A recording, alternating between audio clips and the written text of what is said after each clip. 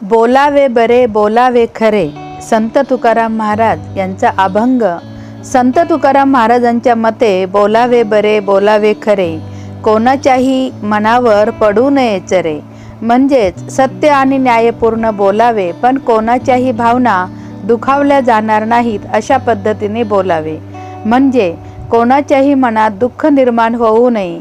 बोलावा ते धर्मा मिळे या अभंगात संत तुकाराम महाराज म्हणतात की धर्मानुसार म्हणजेच योग्य मार्गावर बोलल्यास चांगले फळ मिळते, अन्यथा बोलू नये.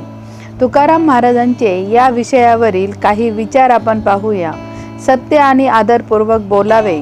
तुकाराम महाराज म्हणतात की बोलताना खरे आणि चांगले बोलावे, पण कोणाच्याही मनाला दुःख होईल असे बोलू नये. धर्माला अनुसरून बोलावे.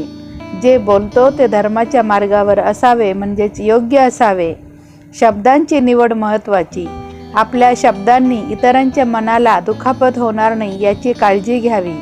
थोडक्यात संत तुकाराम महाराज संवादाबद्दल बोलताना शब्दांची योग्य निवड करणे, सत्य बोलणे, पण त्याचबरोबर इतरांच्या भावनांचा आदर करणे महत्त्वाचे आहे असे सांगतात.